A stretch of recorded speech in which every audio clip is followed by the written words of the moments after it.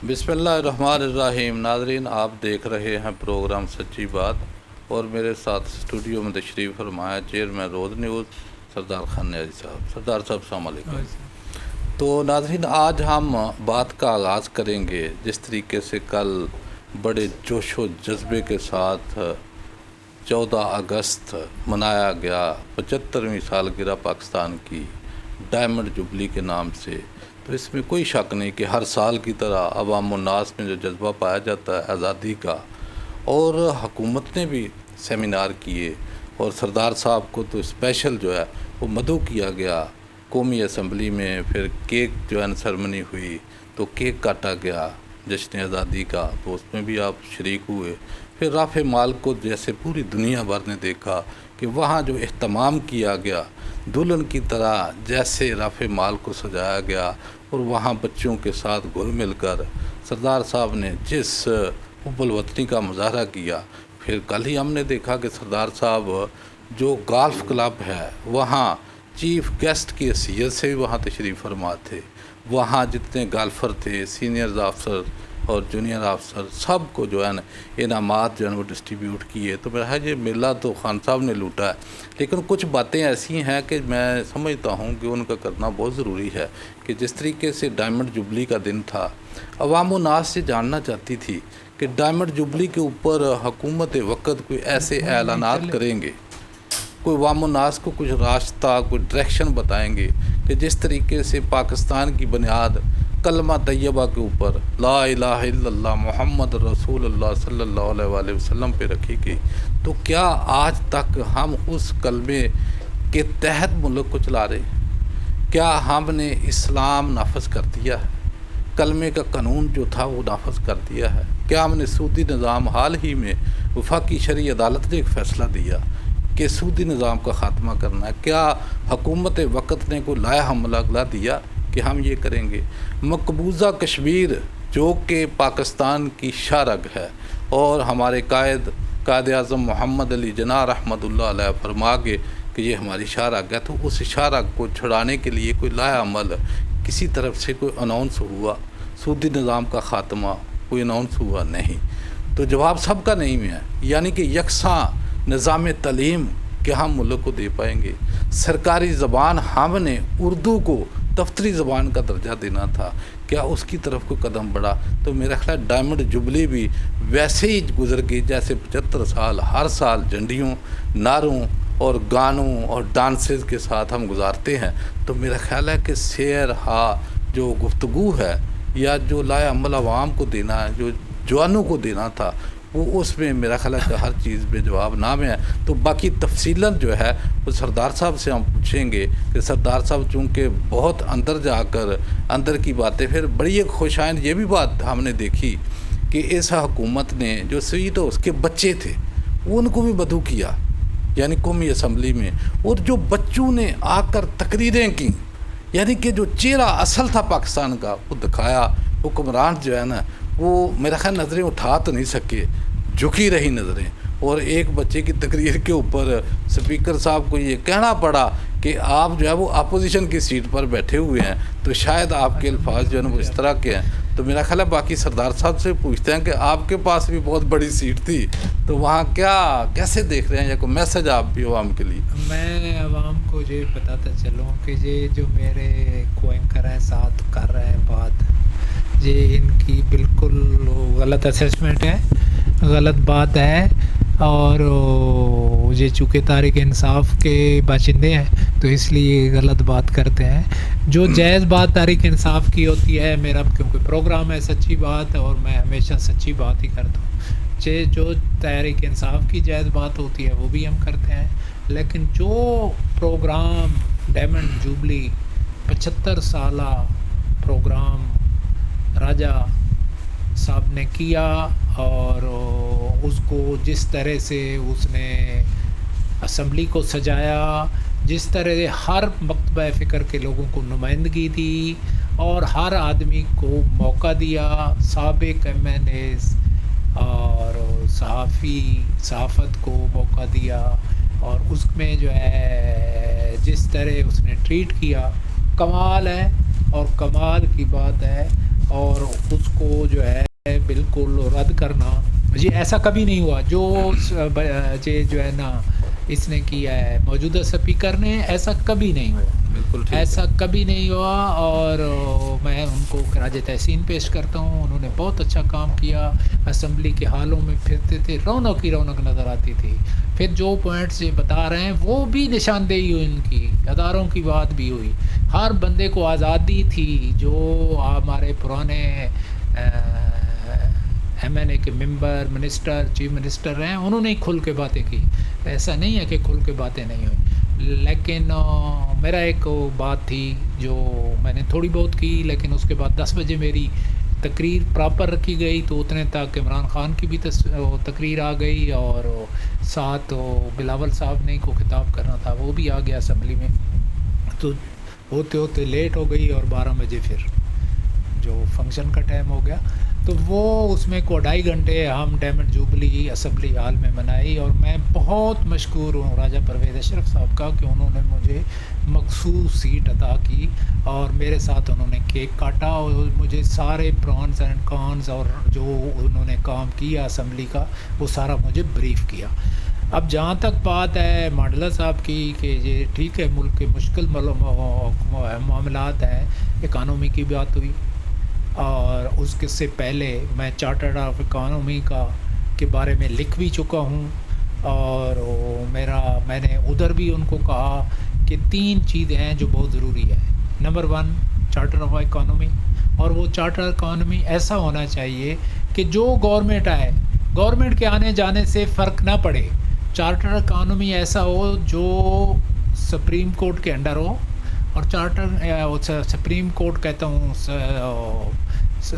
जो national security council के under हो, और नेशनल सिक्योरिटी काउंसिल जो है उसको हैंडल करे, जिसमें सुप्रीम कोर्ट की नुमाइंदगी, जिसमें सारे सरबराह, आर्मी चीफ और फोर्सेस के चीफ भी होते हैं, और बहुत सारे जो है ना यानी अपोजिशन लीडर भी होता है। लेकिन मैं समझता हूँ खान साहब, जो आपने लिखा है ना, जो आपने तरीक़ाकार वज़े किया है, बताया है, लिखा है, मैं समझता हूँ कि पाकिस्तान का जो बचाव है ना, आपकी इसी एक फ़िक्रे में है कि आप अपनी सियासत को मईशत के ताबे कर कि आपकी सियासत और मईशत नहीं चल सकती। एक तो मैंने वहाँ असम्बली में भी कहा, सबको कहा, हाजिर मिनिस्टर, फार्मर मिनिस्टर, सारी दुनिया थी। दूसरी चीज़ जो है ना, मैंने ये उनको अर्ज़ की कि आप एक किसान चिल्ड्रन एजुकेशन कार्ड इशू करें, जिस तरह बेनज़ीर साहबा ने बेनज़ीर इनकम सपोर्ट बनाई, फिर इमरान ख़ान ने सेहत कार्ड इशू किया। तो क्योंकि हमारी इकानमी तब ग्रो कर सकती है जब हमारी ज़राअत ग्रो करेगी। ज़राअत तब ग्रो कर सकती है कि किसानों को हम फैसिलिटेट करें और उनको फैसिलिटी दें, और उनके बच्चे वो अपने बच्चों को हर उस जगह पे दाखिल करा सकें जिस जगह पे वो कराना चाहते हैं, और वो फ्री पढ़ सकें। तीसरी मेरी रिक्वेस्ट थी उनको कि अगर आप डायरेक्ट ओवरसीज़ के डायरेक्ट इलेक्शन होने चाहिए, अगर आप नहीं करा सकते, आप तैयार नहीं हैं, तो कम से कम ओवरसीज़ के लिए मखसूस सीटें रख दें जहाँ जो कब्ज़ा ग्रुप हैं वो एक्टिव होते हैं, और वहाँ से वो चीज़ों पे कब्ज़े करते हैं, लोगों की जायदादों पे। जब ओवरसीज़ आते हैं तो उनकी जगहों पे, उनके मकानों पे, उनकी दुकानों पे कब्ज़े हो चुके होते हैं। तो हमने ये कहा कि इसको जो है, एक तो बेहतर यही है कि इसको इस तरीके से हैंडल किया जाए कि उनकी हर बरतानिया, अमेरिका, हर जगह से एक मखसूस नशिस्त, एक रखें, 2 रखें अकॉर्डिंग टू फिजिबिलिटी, और ताकि वो अपने लोगों के मामलात को पाकिस्तान आए तो लुक आफ्टर कर सके। फिर दूसरा सरदार साहब मैशत के ऊपर, मैशत के ऊपर फिर शहबाज शरीफ ने कल वही बात की जो मैंने आर्टिकल में लिखा। No doubt. फिर मैंने प्रोग्राम किया 1-2 दिन पहले, बहुत बड़े मशहूर इकानमिस्ट, नंबर 1 इकानमिस्ट पाकिस्तान के, वो जो एंग्रो है, गियासुद्दीन साहब, एंग्रो के प्रेसिडेंट भी हैं, ओवरसीज़ के प्रेसिडेंट हैं, और कई महकमों के प्रेसिडेंट हैं, और उन्होंने चार्टर ऑफ इकानमी पे मैंने उनके साथ गुफ्तगू की, जो अभी आपको हम दिखाते हैं। नाजरीन को मैंने अर्ज़ करना था कि ये चार्टर ऑफ इकानमी दिखाने का मकसद और उससे पहले बात करने का मकसद ये है कि ये शुरुआत मैं नाचीज़ ने की और वो मनले मकसूद तक पहुंचती नज़र आ रही हैं। मैंने लिखा भी सही, बोला भी सही, गया भी सही, हर कहीं असम्बली में, डायमंड जुबली में हर बंदे को पर्सनल भी कन्विंस किया, खड़े होके भी कहा। ये सारी चीज़ें जो है लेकिन ये भी पाकिस्तान का एक बहुत बड़ा एसेट है गियासुद्दीन साहब, और आइए उनको देखते हैं और उनको फिर देख के उनकी मेरी गुफ्तगू देखेंगे। फिर मैं आपने शहबाज शरीफ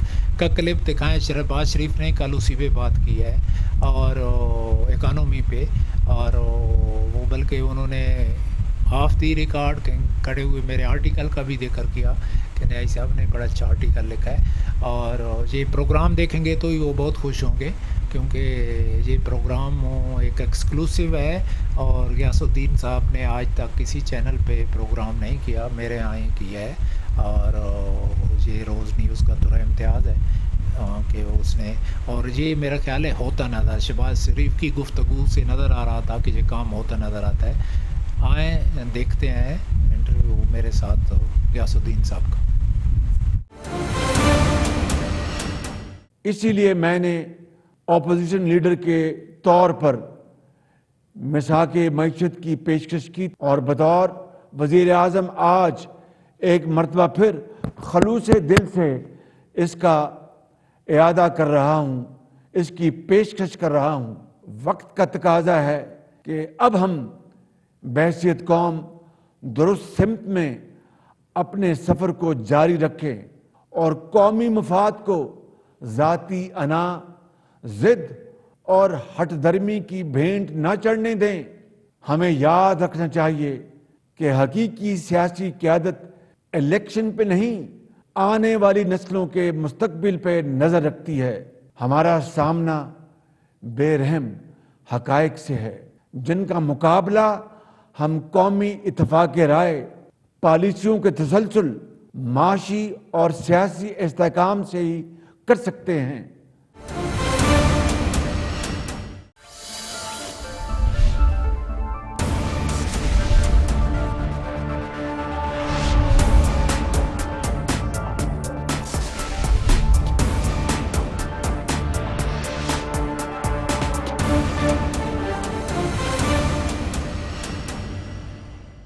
बिस्मिल्लाहिर्रहमानिर्रहीम।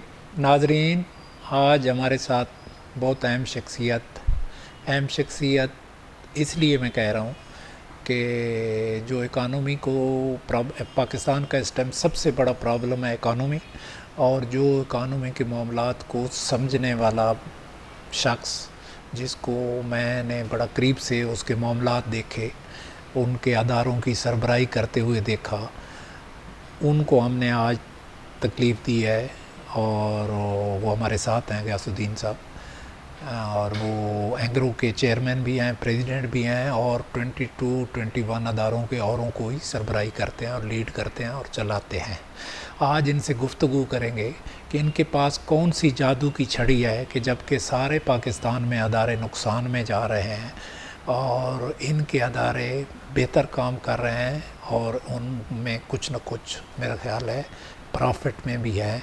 तो इनसे इस बात की मालूमात लेंगे और अपने नाज़रीन को बताएंगे कि ऐसे अदारे भी हैं जो मुल्क में बेहतर कारकर्दगी अंजाम दे रहे हैं। जी अस्सलाम वालेकुम, वेलकम टू द शो। जी बिस्मिल्लाहिर्रहमानिर्रहीम, अस्सलाम वालेकुम जी। आप, मैंने जिस तरह अर्ज़ किया कि आपके जितने अदारे हैं वो बहुत बेहतर जा रहे हैं हमारे इल्म में, जो है जो हम देखते हैं, जो हम ग्राफ्स देखते हैं, फिगर्स देखते हैं, तो एंग्रो के भी जितने हैं सिलसिला वो भी बेहतर जा रहा है। तो और तो हर जगह पे लॉस ही लॉस में जा रहे हैं। आपके एक तो सिविल डिपार्टमेंट, गवर्नमेंट के शेयर भी है मेरा ख्याल है, कितने शेयर हैं गवर्नमेंट के? नहीं जी, एंग्रो एक प्राइवेट, आई नो प्राइवेट है, लेकिन कुछ एंग्रो कॉर्पोरेशन एक लिस्टेड कंपनी है, उसके अंदर गवर्नमेंट का शेयर तो नहीं है? नहीं जी।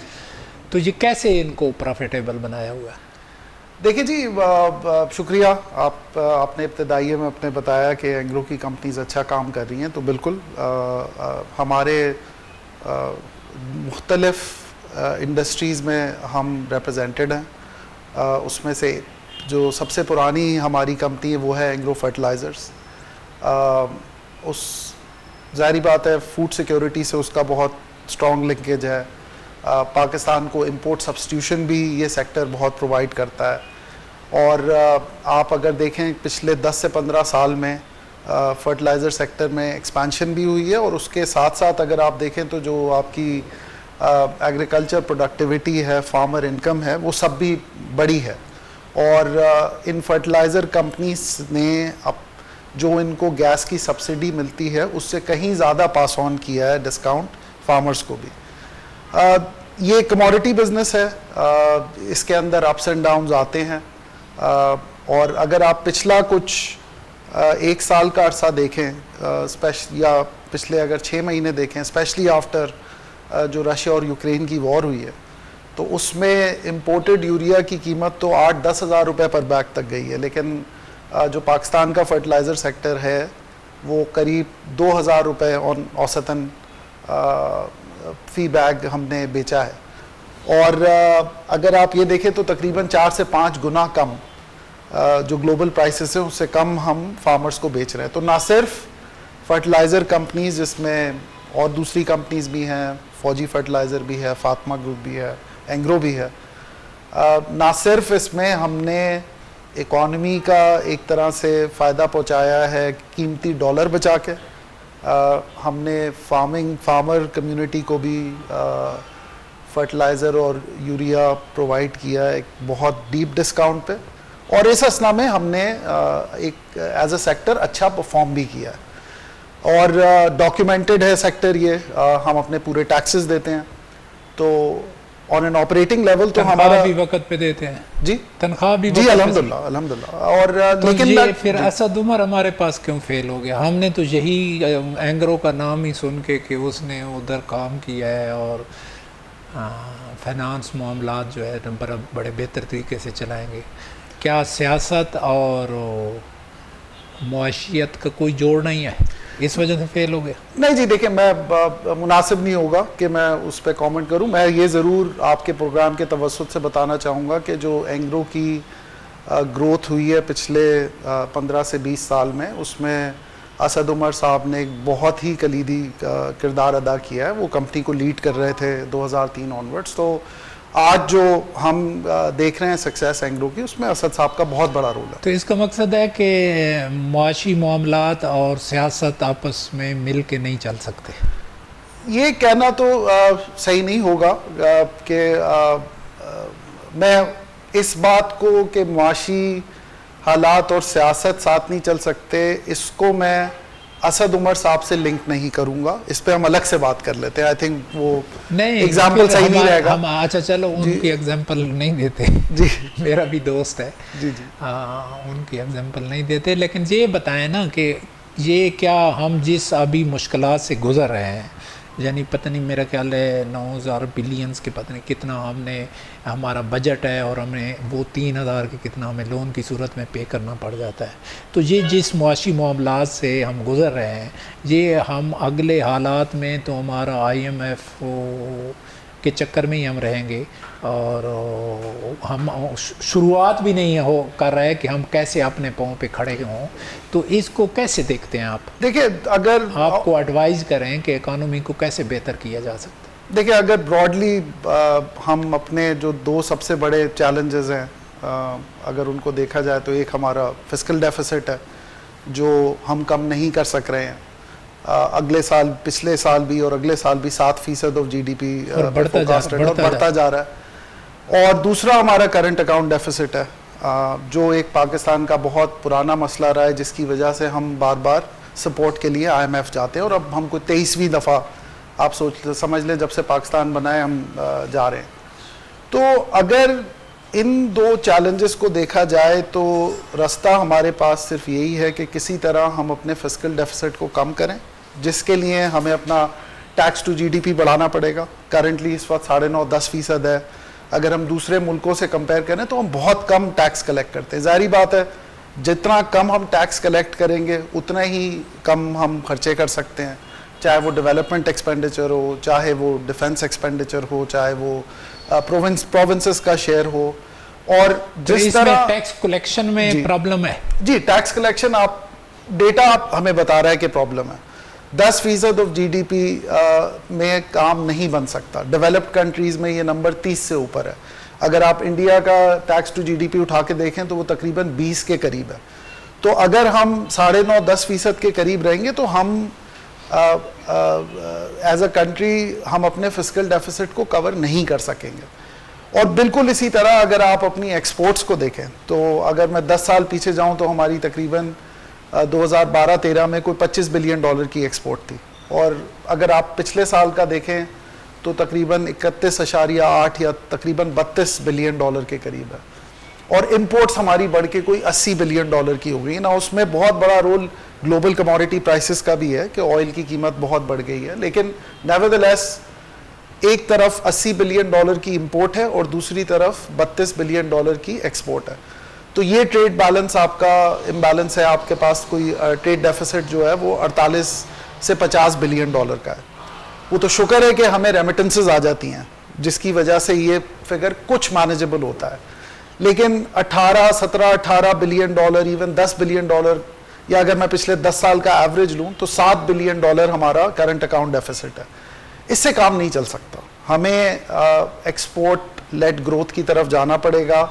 हमें अपने मुल्की ज़खायर जो एनर्जी के हैं उन पे ज़्यादा काम करना पड़ेगा ताकि हमारी इंपोर्ट डिपेंडेंस स्पेशली एनर्जी पे, ऑयल पे, गैस पे, ये कम से कम। कोल पे इस तरह अभी कोल पे रिकॉर्डिक है, उस पे कोई काम नहीं हो रहा। जैसे आप कोल की बात कर रहे हैं, अगर मैं थर कोयले का एग्जांपल लूँ, अगर फ़र्ज़ करें कि थर कोयले से हम बिजली बनाना शुरू करते तकरीबन 20 साल पहले, और जितने हमने गैस और फर्नेस ऑयल के और एलएनजी के पावर प्लांट्स बनाए हैं उन सबको अगर हम थर कोयले पे चलाते तो हम औसतन $5 बिलियन साल का बचाते। सो सिर्फ तो हम क्यों नहीं करते? देखिए सर, बहुत सी उसकी अपनी वजूहत हैं, लेकिन एक दूसरे के खिलाफ रिवेंज लेने से देखिए नहीं मिलता। मैं इधर से देखिए जो सीधी सी बात है वो ये कि हमें पॉलिटिक्स को और इकोनॉमी को अलग अलग देखना चाहिए। हमारी इकोनॉमी को अब सही करने के लिए हमें कुछ बड़े मुश्किल फैसले करने होंगे। ज़ाहिरी बात है, टैक्स कलेक्शन बढ़ाना, टैक्स नेट को बढ़ाना, उसको ब्रॉडन करना, अनडॉक्यूमेंटेड सेक्टर को कम करना, अनप्रोडक्टिव सेक्टर्स में से पैसे हटा के प्रोडक्टिव सेक्टर्स में लगवाना, ये सब मुश्किल फैसले हैं और इनके जो रिजल्ट्स हैं वो आपको लॉन्ग टर्म में मिलते हैं, 4 साल बाद, 5 साल बाद, 10 साल बाद। तो ये सब फैसले करने के लिए हमें एक लॉन्ग टर्म अप्रोच चाहिए होगी, चाहे उस वो आप 5 इकोनॉमी को सियासत से अलग कर दें। इकोनॉमी जिस तरह चार्टर ऑफ इकोनॉमी की बहुत बात हो रही है, ये बिजनेस एसोसिएशंस भी बात कर रही हैं, OICCI ने भी बात की है, पाकिस्तान बिजनेस काउंसिल भी कुछ यही बात कर रहा है, और हुकूमत पे भी काफ़ी लोगों ने ये बात की कि एक चार्टर ऑफ इकोनॉमी हो या कुछ। ये शहबाज शरीफ जब अपोजिशन में था उसने भी की थी। तो ये ज़रूरी इसलिए है ताकि आपकी जो इकोनॉमी को सही रास्ते पे लाने के लिए जो मुश्किल फ़ैसले हैं वो कोई भी हुकूमत वक्त हो वो उन बेसिक चीज़ों से फिर तो वो डिविएट ना मुश्किल करे। फैसले तो जहाँ अभी 5-10 मिनट बाद चले जाएंगे वहाँ से ही होते हैं, तो उनको समझाएं ना कि इकोनॉमी को बेहतर करना है। मैं तो अभी अगले 5-10 मिनट तो आपके साथ बैठा हूँ, तो आपके तवज्जुद से जो मेरी एक लिमिटेड एबिलिटी है जो है ना वो, क्योंकि आप उन्हीं पे ही थोड़ा बहुत इत्माद कर सकते हैं, बकाया सिविलियन पे तो बड़ा इत्माद करना बड़ा मुश्किल है। वही को इस मामले में किरदार अदा कर भी रहे हैं और आगे बढ़े, किरदार अदा करें कि एक चार्टर ऑफ इकोनॉमी एक अलहदा बनाए जो कि वो सियासत से बालातार हो। देखिए सियासी मसलतों के से निकल के मैं दोनों पे बात कर लेते हैं। देखिए, एक तो ये चीज़ कि हम एक डेमोक्रेटिक कंट्री हैं और डेमोक्रेसी के अलावा, एक गुड फंक्शनिंग डेमोक्रेसी के अलावा हमें कोई और हल सोचना भी नहीं चाहिए, ये बड़ा ज़रूरी है।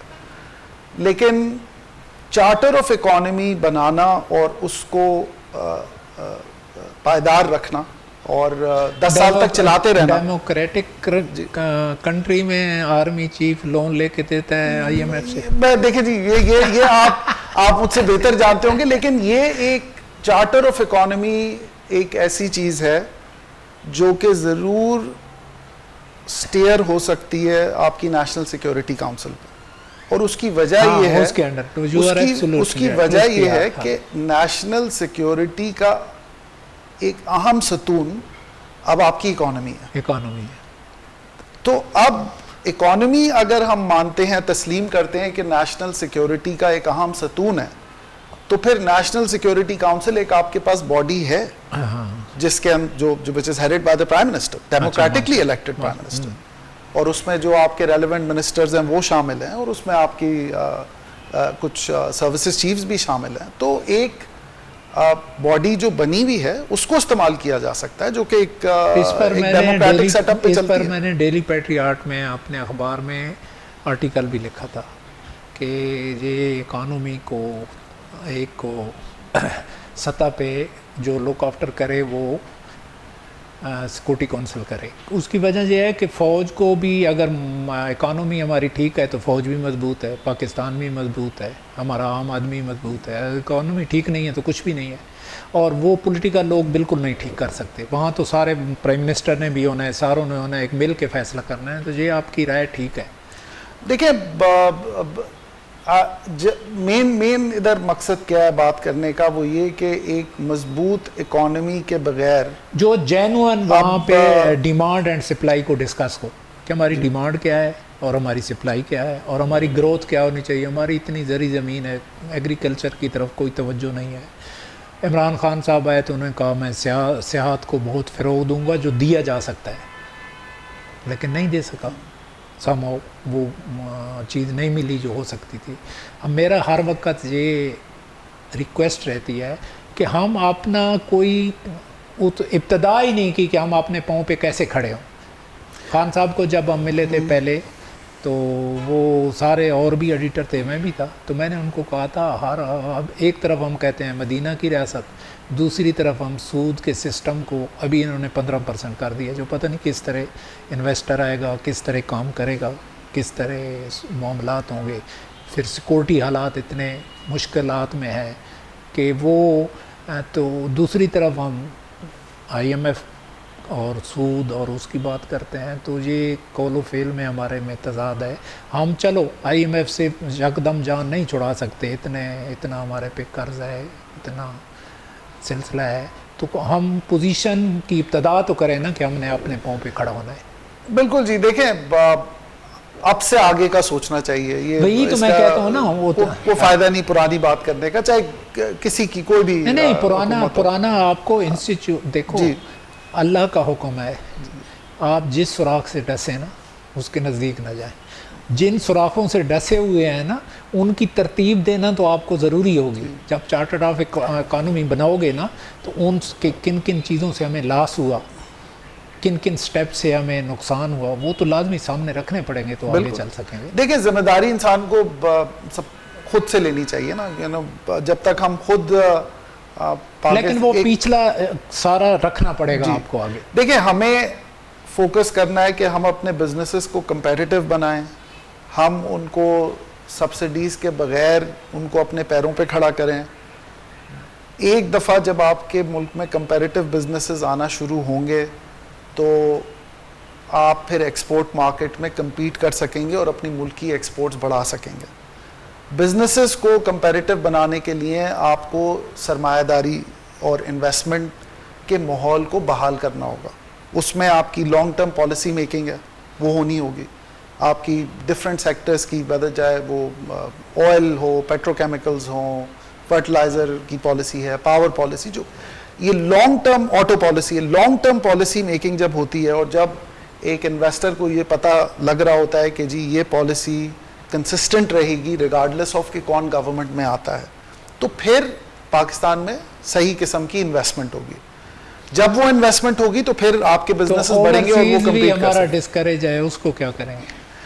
सॉरी, ओवरसीज जो पैसे भेज रहे थे उसमें भी काफ़ी डेफिशिएंसी नहीं देखें, ओवर आपकी जो रेमिटेंसेज हैं जो तकरीबन 30 बिलियन डॉलर पिछले साल हुई हैं, और उसमें अच्छी बात यह है कि एक ग्रोथ हो रही है। तो नहीं, अभी उन्होंने भी पैसा भेजना बंद कर दिया। नहीं जी, रिसेंटली मेरे ख्याल से थोड़ा बहुत अगर एक आध महीने कोई वो डिप आया है, बट नेवरदलेस मैं समझता हूँ कि पाकिस्तान की इकोनॉमी का एक मेन स्टे है रेमिटेंसेस, और उस पर हमें हर वो कोशिश करनी चाहिए कि ये लेवल वही रहे। जहाँ तक आपने बात इंटरेस्ट रेट्स पे की है, तो 15% अनफॉर्चुनेटली हमें रेट्स बढ़ाने पड़े क्योंकि हमारी इन्फ्लेशन इतनी ज़्यादा बढ़ गई थी, और उसको कंट्रोल में लाने के लिए ज़ाहिर बात है स्टेट बैंक ने अपनी तरफ से करेक्ट मेजर लिया है।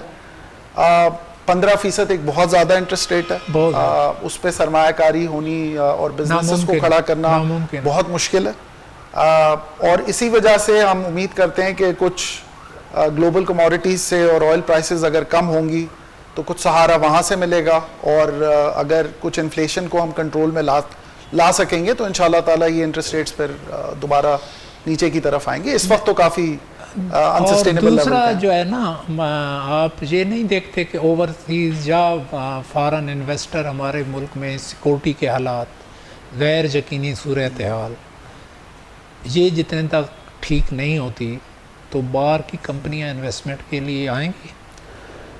देखिए जी, बाहर की कंपनियां, और जिस चेंबर को मैं रिप्रेजेंट करता हूँ, overseas investor chamber of commerce and industry,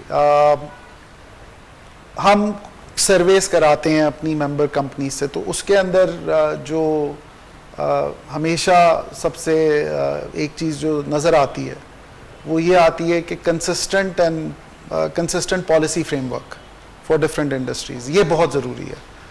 जब तक मुल्क के अंदर डिफरेंट सेक्टर्स में पॉलिसी फ्रेमवर्क या लॉन्ग टर्म पॉलिसी मौजूद नहीं होगी और उसमें इन्वेस्टर को कंसिस्टेंसी नहीं नज़र आएगी तो ज़्यादा इन्वेस्टमेंट बढ़ाना मुश्किल है। इसके अलावा फिर ज़ाहिरी बात है ease of doing business, security कुछ कंसर्न्स हैं, लेकिन जो मेन अगर आप समझें जो कंसर्न आता है वो एक कंसिस्टेंट पॉलिसी फ्रेमवर्क का आता है, और इस पे हमें ज़रूर काम करना होगा। और जिस चार्टर ऑफ इकोनॉमी की हम बात कर रहे हैं उसके अंदर एक जो मेजर एरिया है वो यही है कि हमारे मुल्क में इंडस्ट्रियल पॉलिसी हो और डिफरेंट सेक्टर्स को गवर्न करने के लिए पॉलिसीज़ हो, भले वो फर्टिलाइज़र हो, पावर हो, ऑटोज़ हो, पेट्रोकेमिकल्स हो, ENP हो, हमें ये इसकी सख्त ज़रूरत है।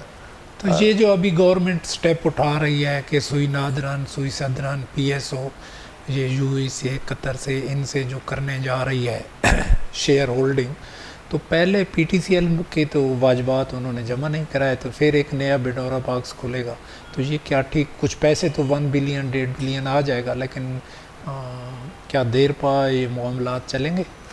देखिए फंडामेंटली मैं स्पेसिफिकली सुई नॉर्थ और सुई साउथ की तो बात नहीं करता, आई एम श्योर उसमें गवर्नमेंट की अपनी कुछ मसलहत होगी और उनके फ़ैसलों में अभी जो मज़ीद तफसीलात आएंगी तो फिर पता चलेगा कि इसका क्या इम्पैक्ट है। बट जनरली तो जो आपका एक कितना बड़ा डेफिसिट आता है हर साल में, उसमें एक major contribution in state owned enterprises का है, इनकी इनएफिशिएंसीज का है, जिसको पूरा करने के लिए कोई 700 बिलियन से ट्रिलियन रुपए हुकूमत दे रही होती है अपने फिस्कल पूल में से। तो उसको ठीक करने के लिए प्राइवेटाइजेशन हम समझते हैं कि एक अच्छा स्टेप है, और ये कंटिन्यू होना चाहिए। आपके मुल्क में एग्जांपल्स हैं, PTCL प्राइवेटाइज हुआ, आपने टेलीकॉम सेक्टर को डीरेगुलेट किया, मजीद इन्वेस्टर्स आए। नहीं, PTCL की पुराने वाजबात तो रहते हैं जो वो तो चलें, लेकिन डायरेक्शनली अगर आप एक सेक्टर की परफॉर्मेंस देखें तो उसमें मुल्क का भी फायदा हुआ और कस्टमर्स का भी फायदा हुआ, उनको जब कंपटीशन नजर आया। अगर लो शेयर होल्डिंग में आती है बाहर का तो मेरे ख्याल में पैसे आने ही हैं। मैं इस पे नहीं जा रहा कि वो जो भी हमारी कंपनीज हैं वो कितनी कीमत पे बेची जाएं, वो तो एक प्रोसेस फॉलो होगा, आई एम श्योर लोग उस पर डिलीजेंट करें। मैं एक डायरेक्शनली बात कर रहा हूँ कि डायरेक्शनली जब भी जिन सेक्टर्स के अंदर प्राइवेटाइजेशन हुई है वो उन कंपनियों ने अच्छा परफॉर्म किया है। आप हबीब बैंक को देख लें, आप MCB को देख लें, आप K इलेक्ट्रिक को देख लें, आप PTCL को देख लें। इन PTCL चलें, अगर आप ओवरऑल टेलीकॉम सेक्टर को देखें तो उस डीरेगुलेशन का और प्राइवेटाइजेशन का सबको फ़ायदा हुआ है। तो डायरेक्शनली आई थिंक ये बहुत ज़रूरी है पाकिस्तान के लिए कि इन स्टेट ओन्ड एंटरप्राइजेस को एफिशिएंट किया जाए ताकि वो एक हमारे फिस्कल पूल पे बर्डन ना बने, और उनको एफिशिएंट करने के लिए शायद सबसे अच्छा तरीका ये है कि उनको एक तरीके से प्राइवेटाइज किया जाए, उनको सस्ता नहीं बेचा जाए, ये मेरा मकसद नहीं है कहने का, लेकिन प्राइवेट सेक्टर को इनकरेज किया जाए, लोकल और फॉरेन दोनों, कि वो आएँ और उसमें अपना हिस्सा डालें और इन कंपनियों को टर्न अराउंड करें।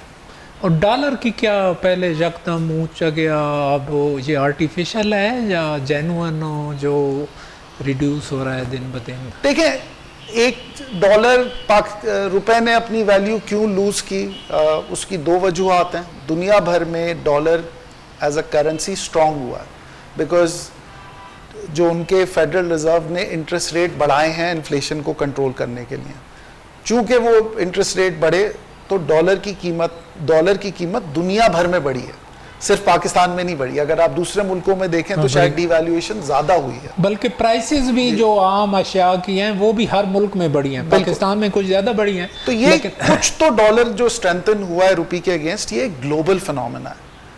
हमारे लिए अगर आप स्पेसिफिकली बात करें तो पिछले साल हमारा कोई करंट अकाउंट डेफिसिट $17 बिलियन का, तो जाहिर बात है एक मुल्क जो कि कंसिस्टेंटली अपने एक डेफिसिट रन कर रहा होता है अपने बैलेंस ऑफ पेमेंट पे, तो करेंसी तो फिर प्रेशर में आती है।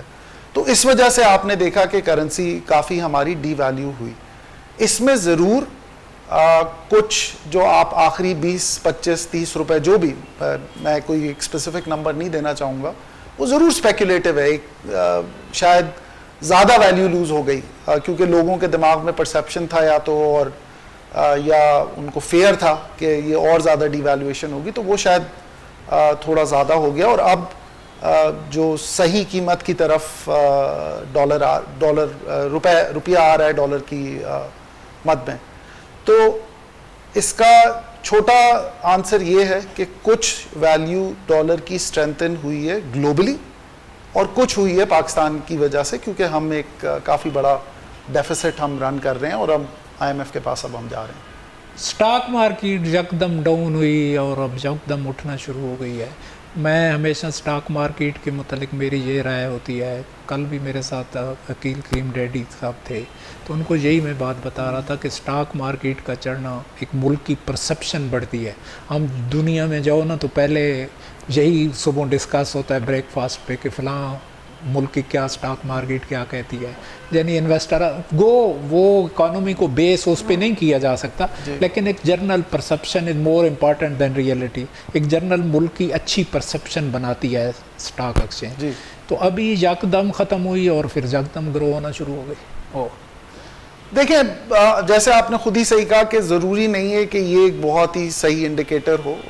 पाकिस्तान की स्टॉक मार्केट अगर आप कंपनीज़ की परफॉर्मेंस को देखें और उनकी अर्निंग्स को देखें तो बहुत सस्ती है पाकिस्तान की मार्केट। आप अगर प्राइस अर्निंग रेशियो पाकिस्तान की मार्केट में देखें, जो स्टॉक एक्सचेंज पे लिस्टेड कंपनीज हैं, एवरेज अगर देखें तो शायद पाकिस्तान की सबसे अट्रैक्टिव मार्केट है इस वक्त।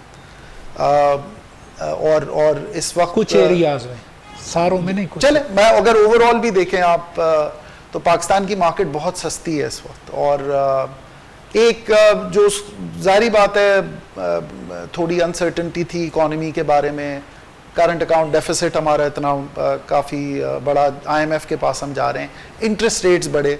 जब भी इंटरेस्ट रेट्स आप देखें जब भी बढ़ते हैं तो उसकी एक नेगेटिव कोरिलेशन होती है स्टॉक मार्केट से। तो जारी बात है इंटरेस्ट रेट्स हमारे 15% तक गए हैं तो स्टॉक मार्केट थोड़ी मध्यम रही है। लेकिन इंशाल्लाह अगर हम IMF प्रोग्राम में अब चले जाते हैं और हमारी बाकी फाइनेंसिंग, एक्सटर्नल फाइनेंसिंग मीट हो जाती है तो आप इसमें भी ज़रूर टर्न अराउंड। IMF का अगर अगस्त में हमें मेरे ख्याल मिल ही जाएगा, अभी तो लोन जो है ना क्लियर हो जाएंगे सिलसिला, तो फिर हमें ये श्योरिटी हो जाएगी कि अगले साल हम डिफ़ॉल्ट नहीं करेंगे। जी इंशाल्लाह, क्योंकि IMF के साथ साथ जब IMF का हमें अप्रूवल मिलेगा और फंडिंग मिलेगी तो उसके साथ साथ फिर दूसरे इंस्टीट्यूशंस हैं वो हमारे फंडिंग गैप को पूरा करेंगे। और पाकिस्तान के जो लॉन्ग टर्म लोन्स हैं उनका नेचर ऐसा है कि वो काफ़ी सारे लोन्स जो हैं वो दोबारा हमारे रिन्यू हो जाएंगे और डिफ़ॉल्ट का ख़तरा अल्हम्दुलिल्लाह बहुत कम है। और जो आपने एक्टिंग गवर्नर भी जो हैं स्टेट बैंक के, उन्होंने काफ़ी स्टेटमेंट्स दिए हैं, काफ़ी तफसील में उन्होंने बताया कि जो हमारा फाइनेंसिंग गैप है वो काफ़ी हद तक मेट है, और इंशाल्लाह अगर IMF का प्रोग्राम साइन हो जाता है, जो कि हो जाएगा, उसके बाद डिफ़ॉल्ट का ख़तरा काफ़ी कम है। और ये गासुद्दीन साहब, ये जो चार्टर ऑफ इकोनॉमी का अगर फॉर एग्जांपल हम आपको प्रेसिडेंट लगा देते हैं, लोग सिक्योरिटी काउंसिल फैसला करती है, आपका जो क्लियर विजन है, ये बिल्कुल बड़ा पसंद है कि कलेक्शन ऑफ टैक्स की कमी है, मैं हर साल रिफ़ंड लेता हूँ 4-5 करोड़ रुपए का। FBR ने पिछले 3-4 सालों में अच्छा काम किया है, पता नहीं एम आई राइट आ रहा हूँ, आपको ज़्यादा पता होगा मेरे से, लेकिन मेरे ख्याल में पिछले 3 सालों में अच्छा काम किया है। और रिफ़ंड घर आ जाता है, मतलब जाना नहीं पड़ता, पैसे नहीं देने पड़ते, पहले तो 50% टैक्स वालों को देना पड़ता। तो इसमें आपका टैक्स कलेक्शन में आप ट्रांसपेरेंसी कैसे लाएंगे? फॉर एग्जांपल आपको इकोनॉमी का जो चार्टर है इसका प्रेसिडेंट लगाते हैं, तो इसमें ट्रांसपेरेंसी जो हमारे महकमे करप्शन में शुरू हो जाते हैं, तो इसमें क्योंकि अभी कई लोग हैं जो बिलियनर हैं, टैक्स देते ही नहीं हैं। जी, तो इसके अंदर एक तो मुझसे बहुत ज़्यादा काबिल लोग हैं इस मुल्क में जो ये काम ज़्यादा बेहतर कर सकेंगे, लेकिन अगर मैं अपनी नाक़िस राय में कुछ कह सकूं इस पर, तो वो ये होगा कि सबसे पहला आंसर तो है डॉक्यूमेंटेशन। और डॉक्यूमेंटेशन इकोनॉमी की करने के लिए अब आपके पास बहुत सी चीज़ें मौजूद हैं। आपके पास नादरा का पूरा डेटाबेस है जो कि बहुत ज़बरदस्त टेक्नोलॉजी है, और दुनिया में कम जगहें हैं जहाँ पे इतना इफ़ेक्टिव नेशनल डेटाबेस ऑपरेट कर रहा हो। आपके पास एहसास प्रोग्राम का डेटाबेस है, 32 मिलियन हाउस होल्ड्स का डेटा है 75 डिफरेंट फील्ड्स में, तो ये डेटा कैप्चर हो रहा है। फिर जो एक काम स्टेट बैंक ने अच्छा इनिशिएट किया था, रास्त इनिशिएटिव, वो क्या है? वो ये है कि जी अगर फ़र्ज़ करें मैंने आपसे या मैंने अगर आपको कुछ आपके पैसे लौटाने हो, तो मुझे आपको कैश देने की ज़रूरत नहीं है, मेरे पास एक रास्त का अकाउंट है हर बैंक अकाउंट से जो लिंक्ड है, और मैं आपको ये डिजिटली ट्रांसफ़र कर सकता हूँ। एंड ऑफ दिस ईयर मैंने जो सुना था कि ये अब बिज़नेस टू कंज्यूमर भी हो सकता है, तो विच मीन्स कि अगर आप किसी किराना स्टोर पे जाते हैं या XYZ सुपरमार्केट पे जाते हैं, तो आप ये पेमेंट भी अपने रास्त अकाउंट से, ID से कर सकते हैं। कहने का मकसद क्या है कि जी डॉक्यूमेंटेशन ऑफ द इकोनॉमी, और कैश का यूसेज कम से कम हमें करना होगा, जो कि पाकिस्तान में कैश इन सर्कुलेशन इस वक्त तकरीबन 40% है, जो कि बहुत ज़्यादा है। और मेरे साथ तो अपनी कंपनियों के लोग लड़ते हैं कि 10,000 का चेक की न्यायी साहब ने साइन करना होता है, कैश नहीं देते।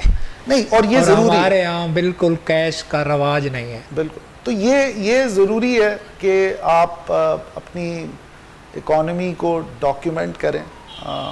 इससे ज़्यादा मैं समझता हूँ इम्पोर्टेंट चीज़ कोई नहीं है। दूसरा ये कि जी FBR की डीलिंग को खत्म करें, कम से कम किया जाए। देखिए वो, और टैक्स नेट इसी तरह बढ़ेगा। अब टैक्स नेट आपका बढ़ेगा कैसे? देखिए FBR एक एग्जीक्यूशन का इदारा है, लेकिन लॉ मेकिंग पार्लियामेंट में होती है। टैक्स किस पे लगेगा ये फैसला पार्लियामेंट करती है। उस टैक्स को फिर उस पॉलिसी को, इकोनॉमी का जो एक सिलसिला बन जाता है और एक अलहदा डिपार्टमेंट बन जाता है, तो वो जो रिकमेंड करेंगे वो उस पे ला बनेगा। जी, तो वो मुझे उसकी एग्जीक्यूशन किस तरह होगी ये नेचुरली वो जो एक्सपर्ट हो रिकमेंड करेंगे। लेकिन देखिए मैं कहने का मकसद क्या है? कहने का मकसद ये कि पॉलिसी मेकिंग, लेकिन वो मुफ्ता इस्माइल साहब की इंडस्ट्री पे नहीं लगाना टैक्स। अब ये खैर मैं नहीं कहना चाहूँगा, लेकिन देखिए पॉलिसी मेकिंग एक अपनी अलग जगह है। FBR का काम है उस पॉलिसी को एग्जीक्यूट, उस लॉ को, उस पॉलिसी को एग्जीक्यूट करना। तो आई थिंक दोनों तरफ हमें काम की ज़रूरत है। तीसरी चीज़ जिस पर मैं बात करूँगा वो ये है कि जो आपका एक तरह से अनप्रोडक्टिव सेक्टर है, जो कि जो रियल एस्टेट से ज़्यादा मैं समझता हूँ अनप्रोडक्टिव सेक्टर कोई नहीं है। वहाँ पे बहुत सारा पाकिस्तान में बहुत सारा पैसा वहाँ गया हुआ है, तो उसको बिलियंस, अब उसको एक तो उन वैल्यूएशंस को मार्केट प्राइस पे लाना और उस सेक्टर को सही तरह टैक्स करना, ये बहुत ज़रूरी है। क्योंकि जब तक हम उस अनप्रोडक्टिव सेक्टर से पैसा प्रोडक्टिव सेक्टर में नहीं लाएंगे, तो जो हमारा इन्वेस्टमेंट टू GDP रेशो है, जो कि 15-16% के करीब है, वो ठीक नहीं होगा। अगर इन्वेस्टमेंट टू GDP रेशो हमारा सही नहीं होगा, तो मुल्क में जाहिर बात है सरमायाकारी नहीं होगी, टैक्स कलेक्शन नहीं होगी, एक्सपोर्ट नहीं होगी। तो इंडस्ट्रियलाइजेशन को प्रमोट करने के लिए, एक्सपोर्ट बढ़ाने के लिए, इंपोर्ट सब्स्टिट्यूशन करने के लिए आपको पैसा अनप्रोडक्टिव सेक्टर से प्रोडक्टिव सेक्टर में लाना है, तो ये बहुत ज़रूरी है। तो एक तो मैं समझता हूँ डॉक्यूमेंटेशन ऑफ द इकोनॉमी बहुत ज़रूरी है, एक टैक्स नेट को ब्रॉड करने के लिए policy and law making. Pakistan के अंदर एक रिवाज है जो मेरा ख्याल है किसी गवर्नमेंट ने कोई एक्शन नहीं लिया, ना तारिक इंसाफ ने, ना जरदारी ने, ना नवाज शरीफ ने। अजय शमलातों पे खुद कब्जे इन्होंने किए हुए हैं, तो मेरा ख्याल है उस वजह। और सबसे ज़्यादा जो है इस टाइम पाकिस्तान में बिलियंस रुपीस के रियल स्टेट में फ्रॉड हुए हैं, जो कि 10 कनाल किसी के पास है, उसने 8,000 फाइल बेच दी है और ओवरसीज़ को बेच दी है। और मैं यूँ ही गया, दुनिया इकट्ठी हो गई मेरे पास, किसी को प्लॉट नहीं मिलता, किसी को फाइल सिस्टम है, ज़मीन नहीं है।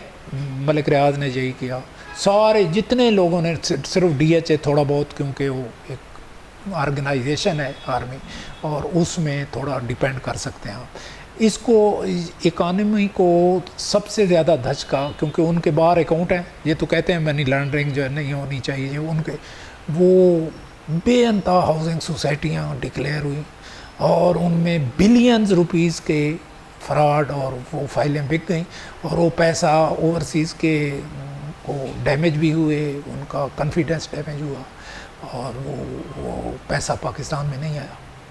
नहीं देखिए जी, तो वही वो डॉक्यूमेंटेशन ना होने की वजह से बहुत ज़रूरी है कि रियल एस्टेट सेक्टर को प्रॉपर्ली डॉक्यूमेंट किया जाए, उसको सही वैल्यू किया जाए और सही तरह से टैक्स किया जाए, और अच्छे बुरे की तमीज़ की जाए। वो तो हर चीज़ में, हाँ, वो हर चीज़ में, वो खाली रियल एस्टेट में नहीं, अच्छे बुरे की तमीज़ तो हर जगह है। लेकिन इसमें हुकूमत की रिट होनी चाहिए ना, रिट नहीं है। एक दूसरे के खिलाफ ये एक्शन लेते हैं, रियलिटी बेस काम नहीं करते। देखिए वो तो अब एक पॉलिटिकल डिस्कशन है, हमें अब मेरे ख्याल से इकोनॉमी के साथ पॉलिटिकल सिस्टम बिल्कुल लाजिम हमारे है। अगर आप चार्टर ऑफ अकाउंट में इकोनॉमी अलहदा भी बना लें, सिक्योरिटी काउंसिल के अंडर भी कर दें, तो फिर भी आपको पार्लियामेंट में लॉ मेकिंग के लिए जाना होगा। जी बिल्कुल, और उसको प्रॉपर जो भी डेमोक्रेटिक प्रोसेस है वो फॉलो करना चाहिए। देखिए नेशनल सिक्योरिटी काउंसिल भी एक डेमोक्रेटिक प्रोसेस का हिस्सा है। तो मैं ये नहीं कह रहा कि वो it's headed by the prime minister of the country, तो वो बिल्कुल हमारे कॉन्स्टिट्यूशन के मुताबिक है। आई थिंक कि वक्त अब ये आ गया है कि हम फोकस अपना इकोनॉमी पे लाएं और जो स्टेप्स हमें लेने हैं अगले कुछ सालों में, उनको हम एक चार्टर बनाएं या कुछ कहें उसको, और वो हमें फॉलो करने चाहिए रिगार्डलेस ऑफ के कौन गवर्नमेंट है। और ये दुनिया में हमें मिसालें मिलेंगी, बांग्लादेश एक मिसाल है। तो आपका कौम के लिए ये मैसेज है? जी बिल्कुल, कि इकोनॉमी फर्स्ट, और इकोनॉमी को हमें बिल्कुल भी पॉलिटिसाइज नहीं करना चाहिए। थैंक यू वेरी मच, अच्छा लगा आपसे गुफ्तगू करके। थैंक यू सो मच, शुक्रिया। और बड़ी नॉलेज वाली बातें, बड़ा मालूमात वाली बातें और इंफॉर्मेटिव गुफ्तगू, और अल्लाह करे कि आपकी बातें अच्छी साबित हों और आप हेड करें इकानमी के मामलात को। You have a quality, as भी है और माशाल्लाह थैंक यू वेरी मच, काम भी आपका बता रहा है, मुल्क के लिए करना है और हर आदमी को कोऑपरेट और अपना हिस्सा डालना चाहिए। और थैंक यू जी, शुक्रिया बहुत बहुत।